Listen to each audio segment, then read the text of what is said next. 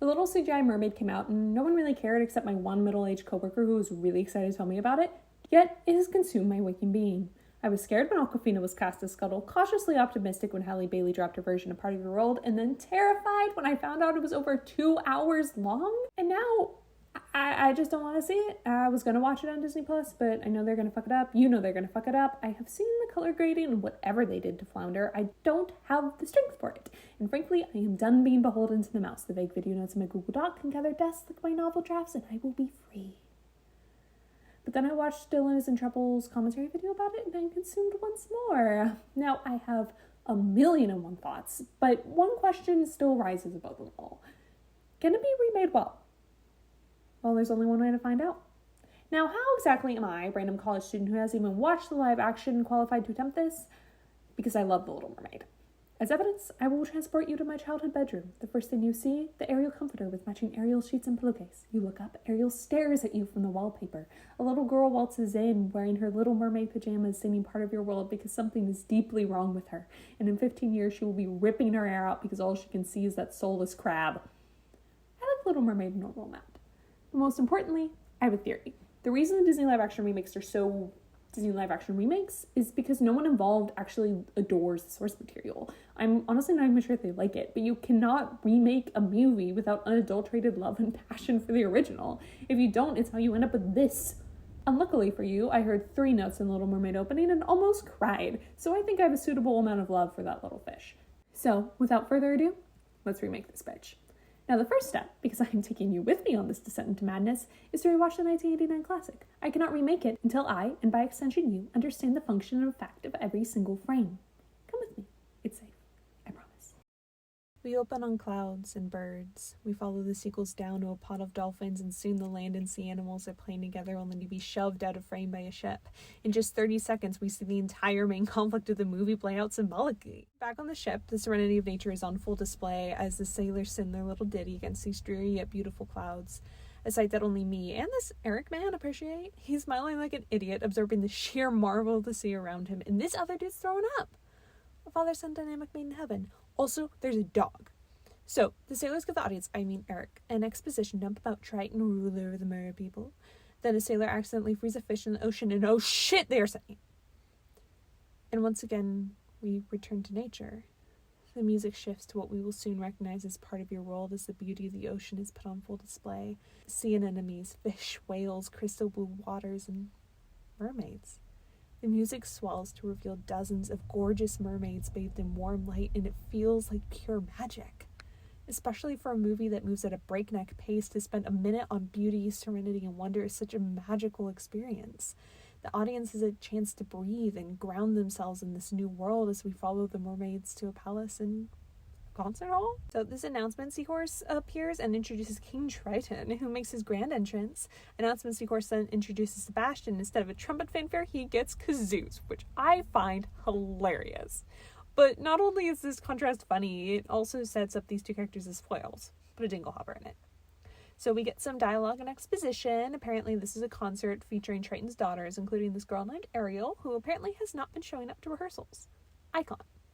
So the performance begins, and we get a speed run intro of all of Triton's daughters, and it's time for side note number 2. So the implications in the universe of this song are really interesting to me. It's basically pro-Triton propaganda written by Sebastian. Why did he, for his best concert yet, choose to hype up his employer and his daughters?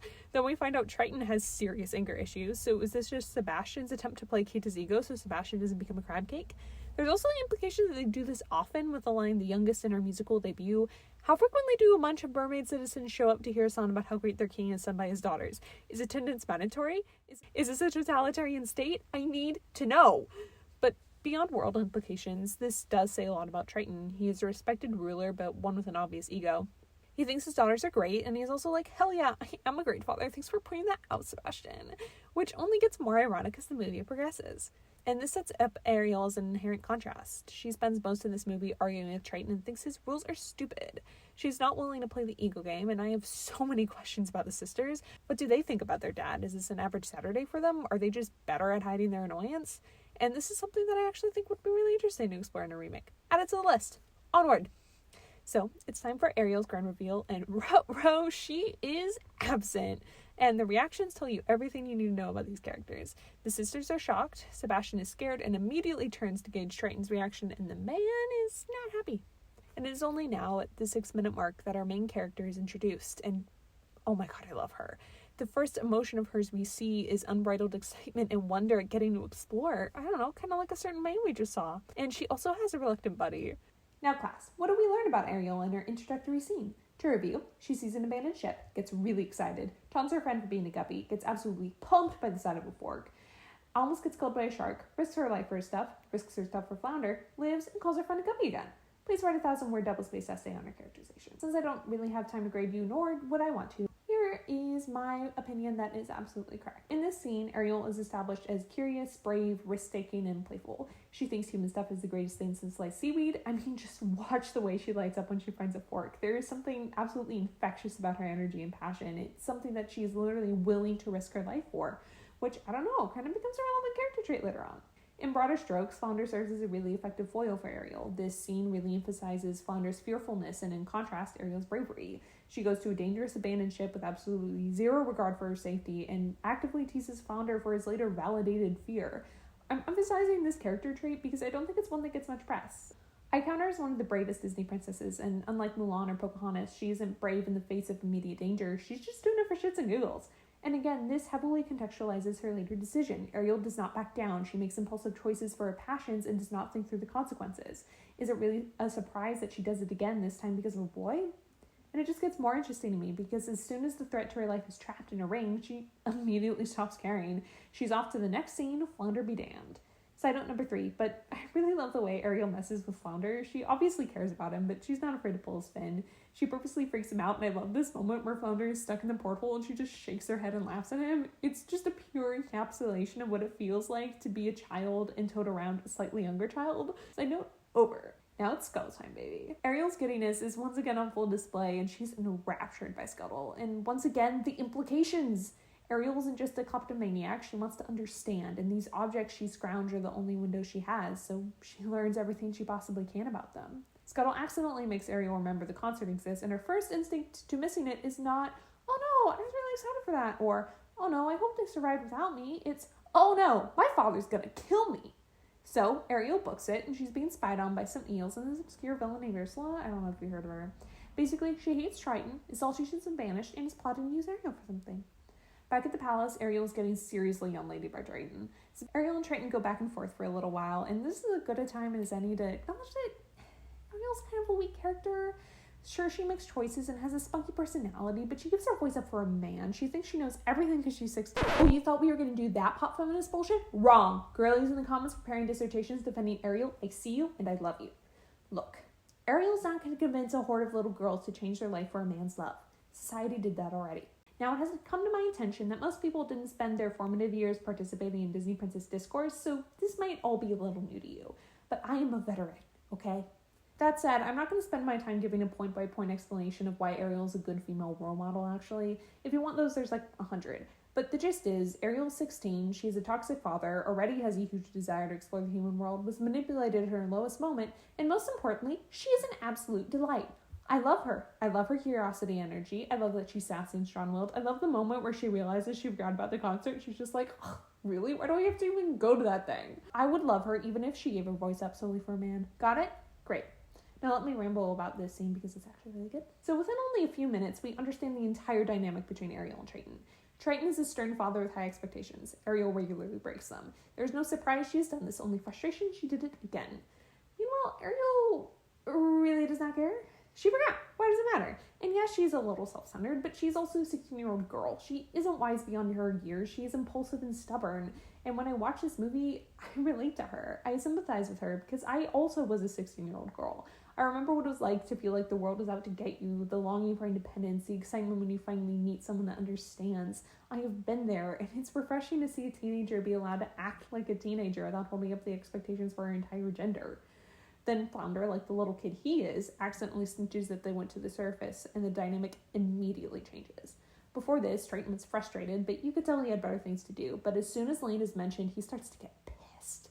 In only a few lines, we learn going to the surface. Forbidden. Has Ariel done it so many times? Has she gotten this talk before? You betcha. Does she care? Not one bit.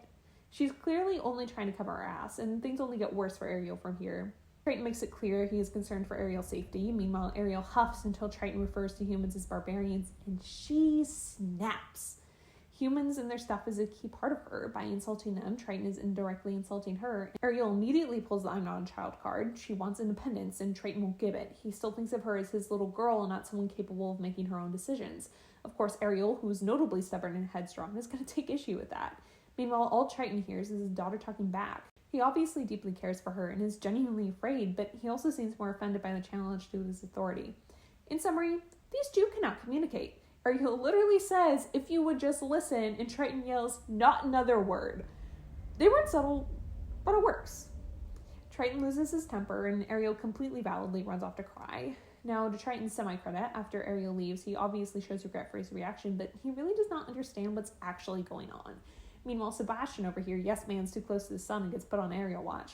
Anyway, part of your world type. I do not think I can put into words how beautiful and impactful the song is. Click off this video and just go listen to it. Jodie Benson absolutely kills it, and the one thing I will give the remake is that so does Halle Bailey, which is great because this song might be the most important one in the movie. In almost every musical ever written, there's a place, it's usually about the third song of the evening. Sometimes it's the second, sometimes it's the fourth, but it's quite early. And the leading lady usually sits down on something. Sometimes it's a tree stump in Brigadoon. Sometimes it's under the pillars of Covent Garden in My Fair Lady, or it's a trash can in Little Shop of Horrors. But the leading lady sits down on something and sings about what she wants in life. And the audience falls in love with her and then roots for her to get it for the rest of the night. It is here we learn how deep Ariel's love for the human world goes. It's not just a fascination, it's a part of her. It's a symbol of her own desire for independence and autonomy. She actively projects what she wishes her life could be onto the human world. A place where they understand, where they don't reprimand their daughters. Bright young women, sick of swimming, ready to stand. Now, I only know basic music theory, so I'm just going to plug all these fantastic videos that break down the song. Please go check them out. Back to my mediocre analysis. The song ends and we visually see Ariel reach to leave the grotto and pull back. She wants to be part of that world, but she can't. She sinks to the ground as she sings the title one last time, looking up with hope and anguish. Howard Ashman, Alan Menken, and all the animators absolutely killed it with this sequence. This moment is heartbreaking, and all the audience wants is for Ariel to find that place where she belongs. Unfortunately, Sebastian over here has yet to receive the memo. When Ariel sees him, she immediately panics, because if her dad finds out about her grotto, she could be in serious trouble, which is a completely valid fear. Ariel puppy dog eyes her way into not getting snitched on, but Sebastian is clearly trying to get Ariel as far away from this place as possible. And this whole rigmarole further proves how Ariel is completely out of place in her own home. After seeing how deeply she loves the human world, watching her be judged and shamed for that same love stings. Luckily for Ariel, Sebastian is pretty inept at corralling her, so when she sees a human ship, she wastes no time checking it out. Side note number whatever. So I love the way the camera holds on the shot of the ship, setting off fireworks with a full moon in the background. It builds a sense of excitement, wonder, and mystery. The music is absolutely killing it as well, with the chorus singing these staccato ahs. It makes us, as the audience, want Ariel to swim closer because I want to know what's on that ship. And again, I gotta shout out Ariel's facial expressions. I want her to have everything that she's ever desired. She looks so happy. And this pan around the ship following the cutest dog in the world leading up to Prince Eric's reveal is so good. And then we see the way Ariel's face softens as she sees Eric and catches feelings. Girl, I don't even like men. Insane. That is a handsome dude, and most importantly, he loves his dog. It is so clear he's just full of love, and I too would sell my voice for him. Fight me. Eric continues to be hot as hell as Grimsby gives him this awful birthday gift, which quickly devolves to getting on Eric's case for being an unmarried loser. I do find this line where Grimsby says the whole kingdom wants to see Eric happily settle down really sweet. Eric makes it clear he's waiting for his one true love, and there's this cool shot of him and Ariel, and then Eric summons a storm with his romantic bullshit. But before we talk about the scene that scarred me as a child, can we just appreciate the irony of this line? Believe me, Grim, when I find her, I'll know. Without a doubt, it will just bam, hit me like lightning. Because, spoiler alert, while this technically happens, this isn't how Eric falls in love with Ariel. When he meets her fully conscious, he doesn't know she's the one immediately. It takes him a whole day to get to that point. Okay, it's Disney. It's part of the suspension of disbelief. This conversation with Grimsby sets up Eric's arc about letting go of the fantasy of the woman really well. I like it.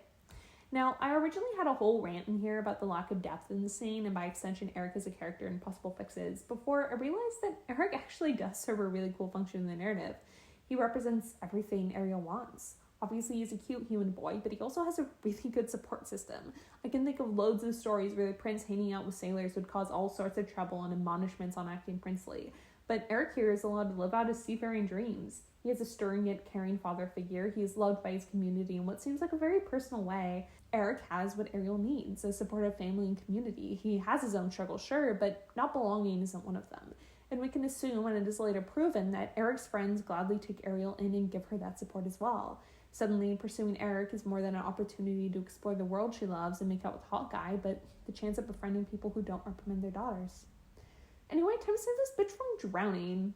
I want to take a moment of appreciation for the animation and music in this scene. Like, this is seared into my childhood memories. The sudden color shift from bright and happy to dark, punctuated only by the lightning, to bright orange or the fire. Oh my god, is this where my phobia of fire originated?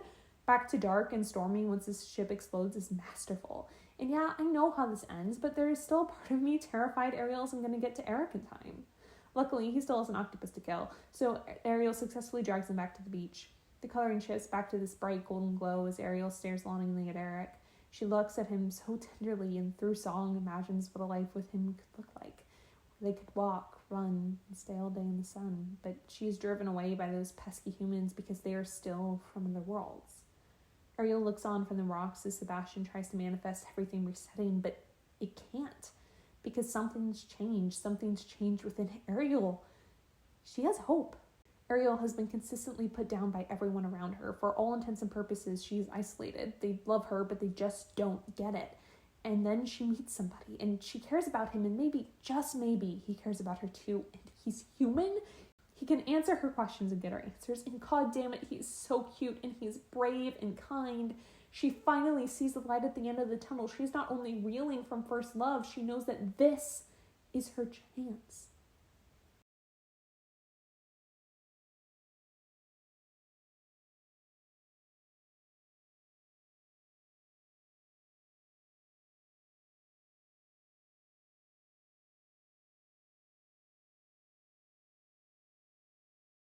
Okay, I don't know about you, but I'm smiling like an idiot. In case you didn't catch it, this reprise is the first time Ariel says the phrase part of your world. That's right, despite the title, Ariel up until now has only sung part of that world. And the emotional implications of this switch. For the first chunk of this movie, being part of the human world was a pipe dream. It was something Ariel wanted, but knew she could never have. Now, it's something more concrete than that. It's your world. She has a place to go. She has someone to go to. The longing she has felt for so long now has momentum, and it's a moment of triumph. She's in love. Now, however unrealistic you may find that, I don't want to erase it. Most Ariel defenders say, oh, she didn't give her voice for a man. She did it because her number one desire was to get on land and escape her toxic father. Which is true, but she was also helplessly in love with Eric, and that isn't a bad thing. When I watch this movie and see her giggling and daydreaming, I see my friends in her. I have seen teenage girls do this exact thing because that is all she is. An allo teenage girl who has a big old crush, of course that motivates her and makes her a bit dumb. If you have had a crush as a teenager, look me in the eyes and tell me you didn't make some bad decisions. Then add on top of all of that, how she views this as her chance to finally be with someone who understands her. Of course she is willing to give up her voice and risk everything. That doesn't make her weak. And Eric is just as guilty of this. In fact, Eric sees a blurry hot girl with a good voice for 10 seconds and then immediately decides he will not stop until he's found and married her. At least Ariel has other motivations. There is nothing wrong with Ariel and Eric being motivated in part by romance. There is a problem when all of your female characters are motivated in part by romance. Trust me, I know. But that's not the case anymore. The last Disney princess with a love interest was on it 10 years ago. That's incredible, and I am so glad that little girls now can see that love isn't a prerequisite for a happy ending. And if they do fall in love, they can look to Ariel to see that giddiness reflected back at them. And then Eric can set their standards higher. Dylan, out. Okay, but I do have 2/3 more of a movie to get through. Okay, So, Ursula's fine again and crafting a dastardly plan, and now is as good a time as any to admit that I don't have much to say about Ursula. She's great, I love her, definitely one of the top 5 Disney villains, but I don't really have anything to say about her that other people haven't way better than I ever could. So, vaguely later at the palace, we see the sisters again! God, I really want to know what their deal is. They're in here as much as they need to be, but I'm a sucker for big family stories, okay? My other top childhood movie was The 12 Dates of Princesses. So her sisters are having none of Ariel hogging the bedroom, maybe. I don't know what this is. And Ariel comes out, finally, smiling and humming the part of your world, well, obviously in another world. She's lovesick, and there's something so honest about this moment to me. Yes, it's unrealistic that she fell in love so fast, but as a girl who has seen girls come back from dates, this is what it looks like. This sense of what I can only describe as, oh my god, are they going to explode from excitement is real. Now, this feeling usually fades and isn't a good litmus test for true love, but it exists. The sisters clock that Ariel has feelings immediately and spill the beans to human-phobic Triton over here. Meanwhile, Sebastian is trying to figure out how the hell to make Ariel stay in the water, and Ariel is plotting how to get her fish eater. And I have never once seen this mentioned in hashtag Disney Princess Discourse, but Ariel has a normal plan. She's gonna stay a fish. She's just gonna use Flounder to get her lovable dumbass's attention. This is a reasonable strategy. Unfortunately, Sebastian interrupts her in an attempt to make her like the sea through the power of song. And God is under the sea a bop, Oscar deserved. However, it also doubles as an absolutely horrid attempt to convince Ariel to stay in the water. Sebastian's arguments are all about why he likes being a sea creature. He focuses on the killer music scene and the threat humans pose to marine life. But Ariel never shows any interest in performing music. The fish eating point also doesn't help because, correct theory, I am pretty sure Ariel's on top of the food chain. I also don't think having to work on land is a pressing concern either because this girl hasn't worked a day in her life. Also, Sebastian implies that fish don't work, but we see them work. Sebastian has a job. Do they volunteer for fun? What's the mer economy like? Do they have agriculture? Okay, I'm getting derailed. I'm just going to consult the Discord and then I will move on.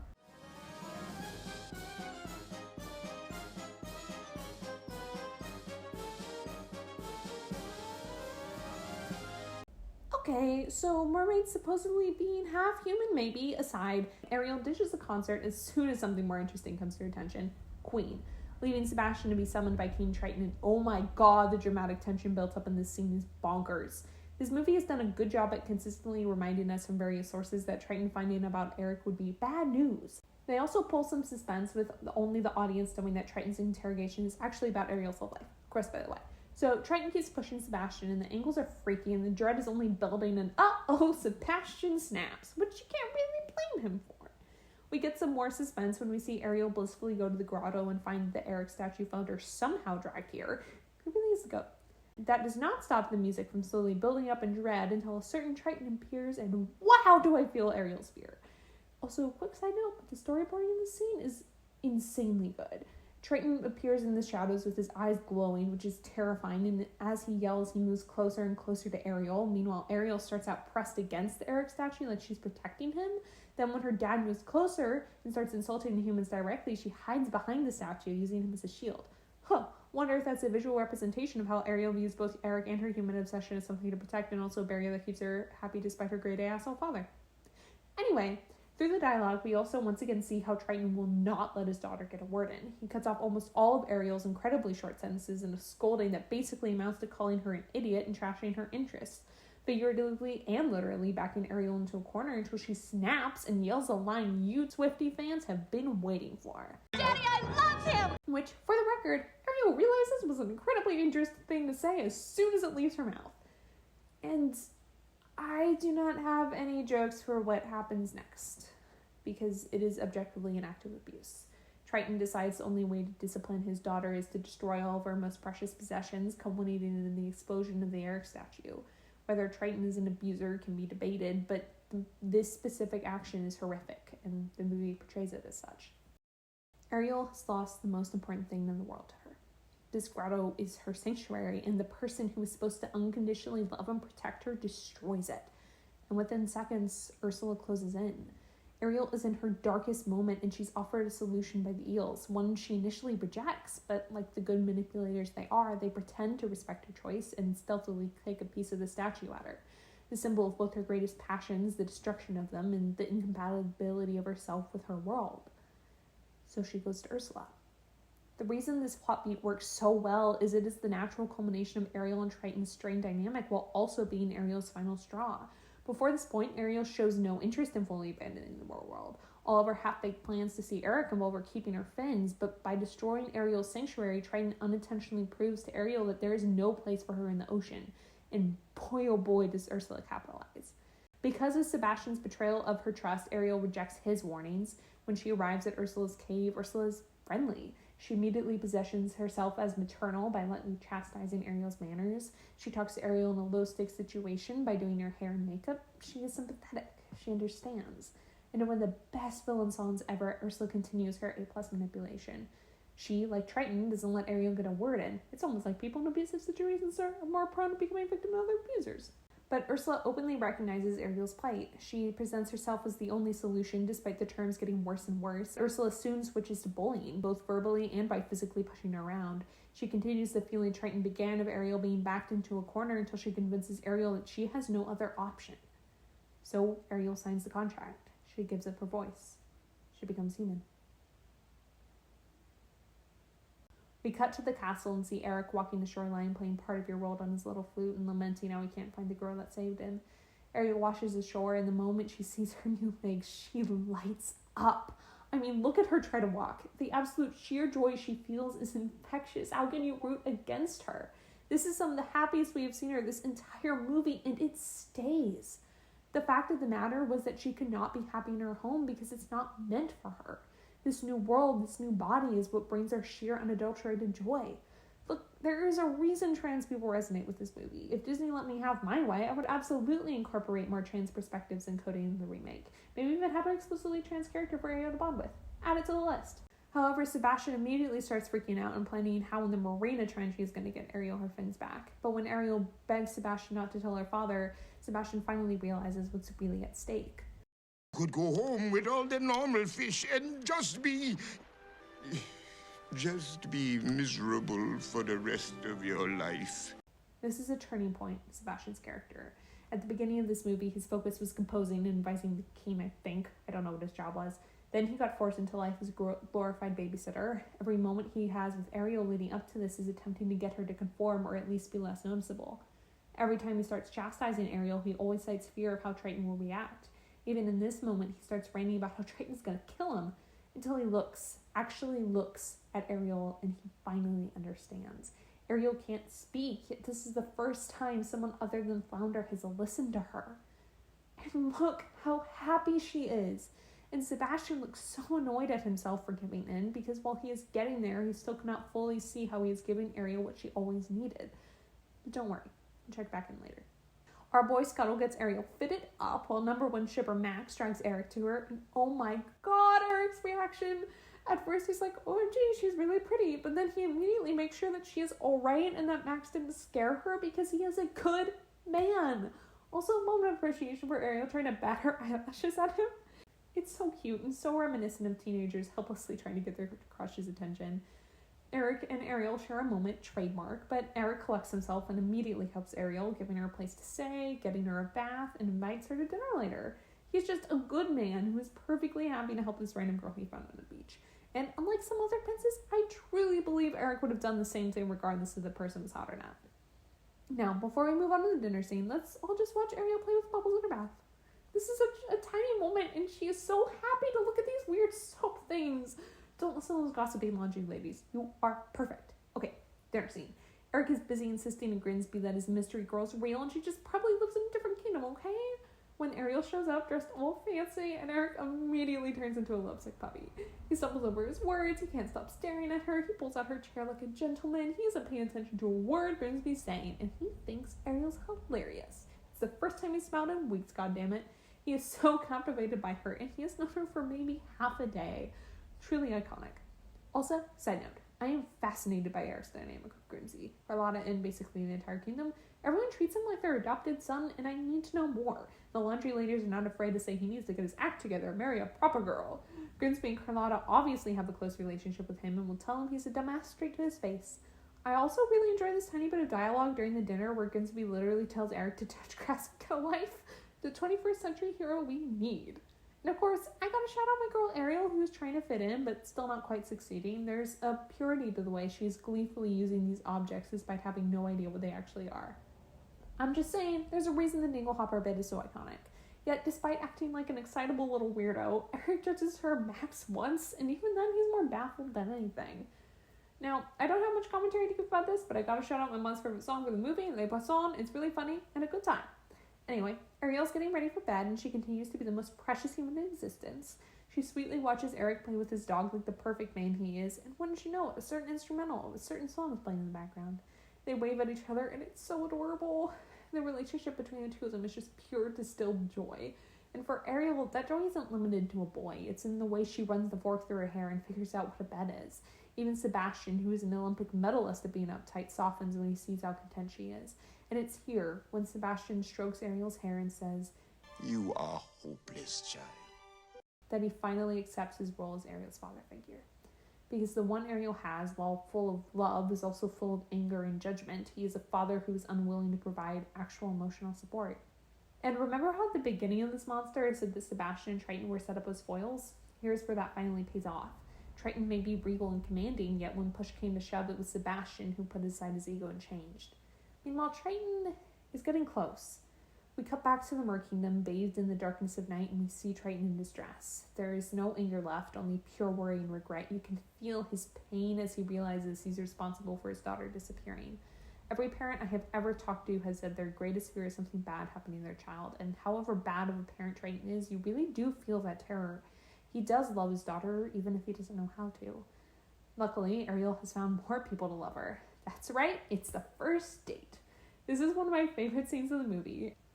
Ariel is absolutely giddy to be able to finally explore the human world, and Eric matches her energy beat for beat. He doesn't judge her at all for being a little weirdo, he just looks at her adoringly. Their little dance is so precious, but I think my favorite moment between the two of them is when Eric offers her the reins to the carriage. He does this purely because he thinks she'll enjoy it, and he smells like an idiot when she lights up. Then she nearly kills them, but after they survive, Eric happily sits back and lets her do the driving. Feminist king. But there's more to this than being cute. The only being in Ariel's entire life that has been supportive of her passions is Flounder. And while Flounder is a great friend, Ariel has always been pushing him to participate in her treasure hunts with her. Eric is the first person that we see who not only supports Ariel, but actively engages with her. He is introducing her to all these things and consistently matches her excitement. My only gripe is we don't get to see more of this dynamic. In my remake, this is definitely where I'd add the most screen time. It doesn't need to be much, just more moments of them being adorable idiots. Maybe add like a library scene, or Eric realizes Ariel's really interested in fire, so he takes her elect or something. I don't know, add it to the list. Quick side note, look at Ariel's costuming. So her main colors as a mermaid were green and purple, but once she transforms into a human, she never wears those colors again. She's in pink and blue. The closest we get to purple is her final transformation outfit, which I would argue is more of a periwinkle.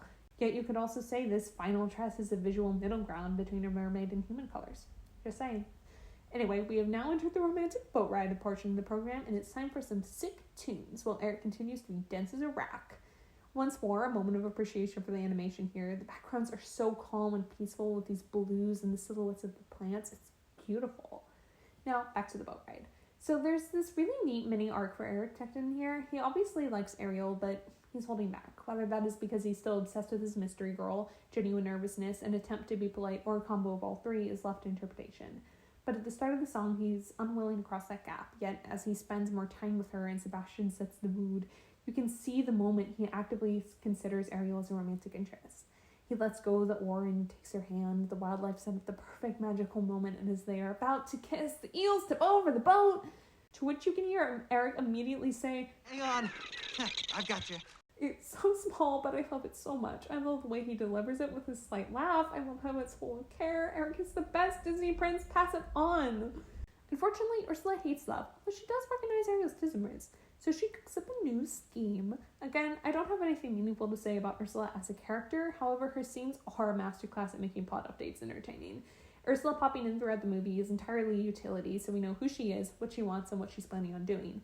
But it's not boring because the exposition dumps are infused with character. Her dialogue is hilarious and expertly delivered by Pat Carroll. However, Ursula's scenes work because they're short, so we quickly switch back to Eric wistfully playing Part of Your World on his flute again as he stares out at the ocean. Luckily, Grimsby stops by to stop the classic lit levels of brooding and gives Eric some fatherly advice. Eric looks pensive for a moment before chucking his flute in the water, not so subtly symbolizing his abandonment of his fantasy. Now, I do think this is a good little arc, but I also think it's the weakest point in the movie. We don't spend much time with Eric individually, which I get timing-wise, but it does take some of the impact out of his growth. We only get maybe 3 short scenes of him struggling with this idea of fantasy versus reality. So this is where I'd focus my changes in a remake. When I was initially brainstorming, I thought Eric needed a more comprehensive arc that ideally paralleled Ariel's, but as I've been going point by point through this movie, I realized he really doesn't need it. He fulfills his role as a love interest perfectly while also holding depth. I do not think there's a significant change you could make to Eric without fundamentally breaking part of the movie. That shit's well written. Its only crime is having to be under 90 minutes long. Besides, not every character needs a dynamic arc driven by their internal desires conflicting with society. So in my remake, I just want a little more juice into it. I think he only needs 1 or 2 more scenes. We can connect it tighter thematically, and if we're really feeling crazy, we can give him an angsty song about it. To the list! Unfortunately for our boy, his love of staring at the sea backfires when a mysterious woman with a familiar necklace walks along the shore and hypnotizes him. We cut to Scuttle living his best life and waking Ariel up to congratulate her on her engagement. Ariel, like the hopeful girl she is ecstatic. She has 0 questions, which somehow makes complete sense and starts twirling in joy. I love the way she checks her hair in the mirror. This scene is so sweet, yet so heartbreaking because she is so excited and you want her to be excited, but as the audience, you know Eric isn't marrying Ariel. So to watch her face crumble when she realizes that he is engaged to someone else, it hurts, man.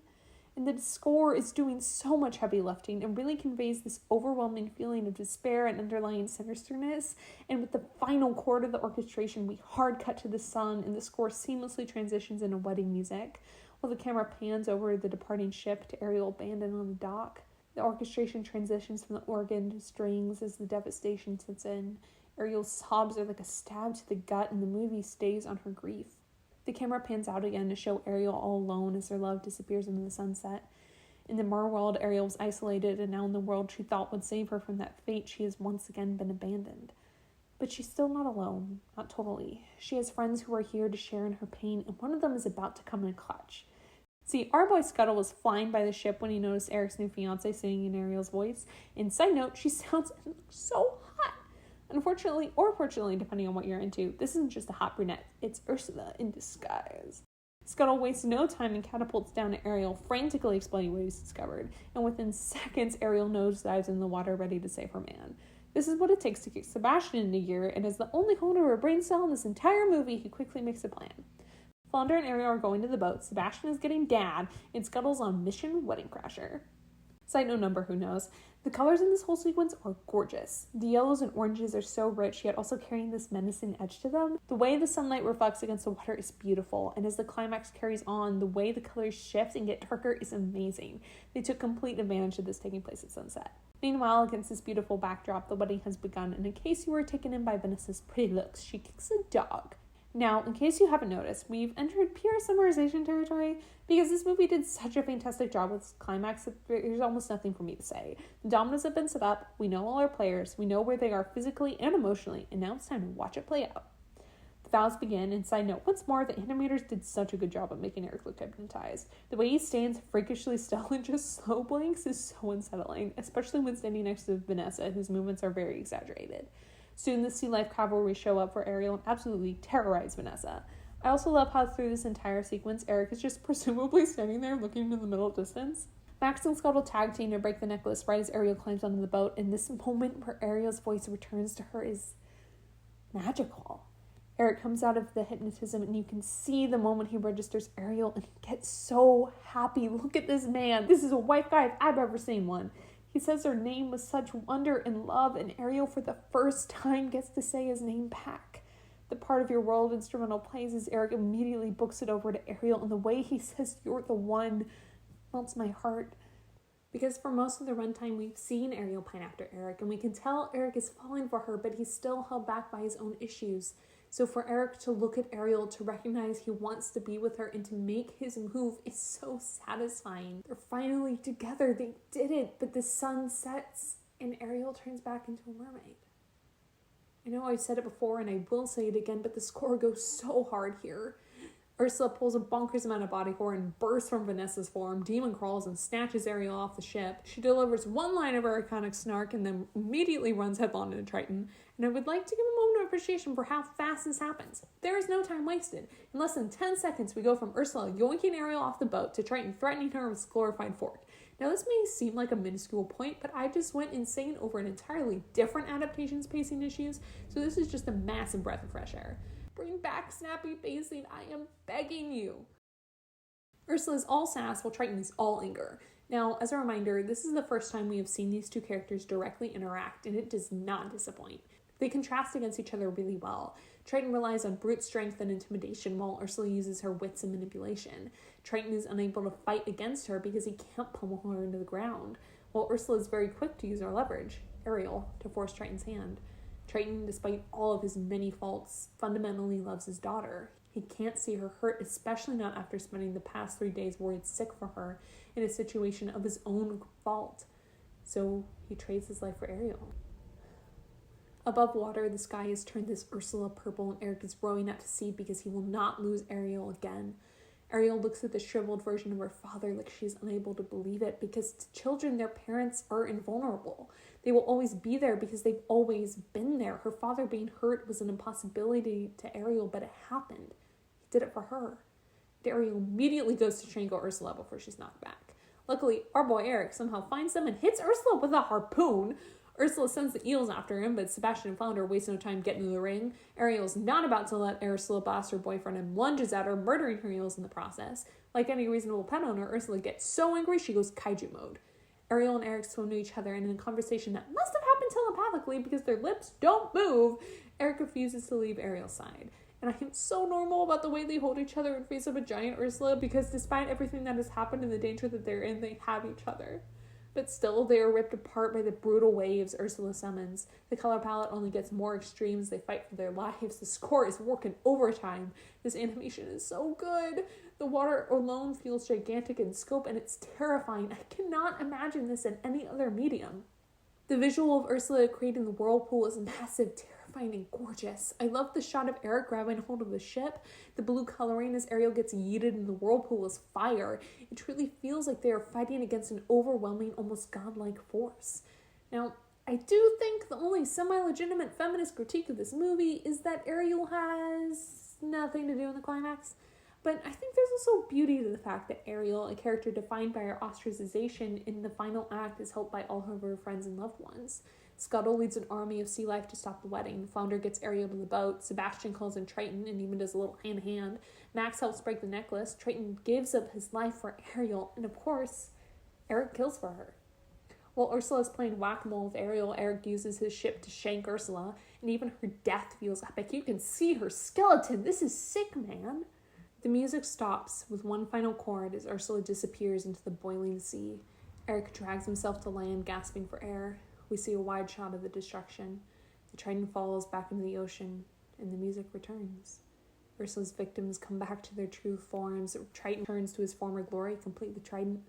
The sun is rising, and the world is bathed in this beautiful golden glow as Ariel stares at Eric from the water, forever separated from him. Triton looks at Ariel, and for the first time, he actually sees his daughter. He understands now. She's in love, and as Sebastian graciously points out, she needs to be free to live her own life. Triton needs to let her go because to not means condemning her to a life of unhappiness. He has used every tool at his disposal to make Ariel conform because he thought he was keeping her safe. But after nearly losing her, he finally listens. And after a line that destroys me every time I hear it, then I guess there's just one problem left. How much I'm going to miss her. He transforms her into a human. Once again, Ariel's face alights with pure joy as she emerges from the water to embrace her love as we are the daughters of Triton instrumental plays, and I officially become a broken woman. We jump to the wedding. We see all of Eric and Ariel's family and friends in attendance, while for one last time the Part of Your World instrumental plays. Triton raises himself to the ship, and Ariel leans over to hug her father and whispers, "I love you, Daddy." As Ariel and Triton pull apart, a choir begins to sing. Now we can walk, now we can run. Now we can spend all day in the sun, just you and me, and I can be part of your world. Ariel moves to join Eric, the symbol of her newfound independence, as the reprise continues, and I'm not crying, you are. Ariel did it. She finally found her place in the world after fighting like hell to get it. What was once a longing she could only put into words as a distant wish is now hers. Her life is one that she can make and discover with the support of the people she loves. She belongs. When I started this project, I just wanted to rant about the Little Mermaid for who knows how long. But soon I realized I couldn't unpack this movie without understanding why exactly the story speaks to me. It's not just the objectively good writing, but how it depicts the complicated, angsty, terrifying experience of being a teenager I endured far better than any PG-13 drama ever has. This won't reflect everyone's experience, but for me, when I watch Ariel strain against the world that shamed her until she finally breaks free, when I see her reconcile with her father, when I witness her finally become herself, I feel a part of my soul heal over a little. Because I want what she has. And my life is infinitely more complicated than an 80-minute movie, but Ariel doesn't need to be a complex role model who prepares children for every tiny facet of growing up. I don't need this movie to be a nuanced, convoluted exploration of the pain of becoming a woman.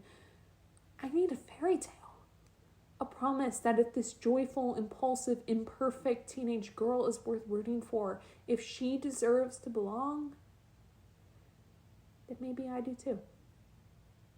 Ah, shit, I was supposed to remake this, wasn't I? Okay, give me a second to find my notes.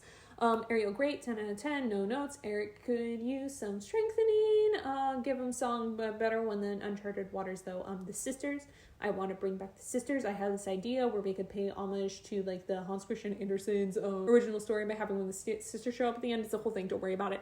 And we could also have Ariel help Eric shank Ursula. That would be good. Okay, you know, maybe we should make it even clearer that Ariel has a more complex motivation than a man, but I don't know, does that really need to be said? I have this theory about how there needs to be a distinct tonal identity for remakes to work. I don't know. All of these changes feel pointless. All the movies look lifeless anyway. Do they not understand color grading? The movie is a goddamn masterpiece. I don't want to remake it. I want to understand it, and I am so glad I do. I came out of this with a better sense of self, which I did not expect. But this movie is important in many cases because of its flaws, because it was revolutionary, because it captured my 5 and 20-year-old self, because it spoke to me. I don't want to chop it up for scraps. I want to learn from it. And we capture that magic and mold it into something that is mine. I want to create something of my own, and yes, it can have heavy inspiration, but I want it to be of me, of my experience, and something that maybe someday will reach a new teenage girl and show her that she too deserves to belong.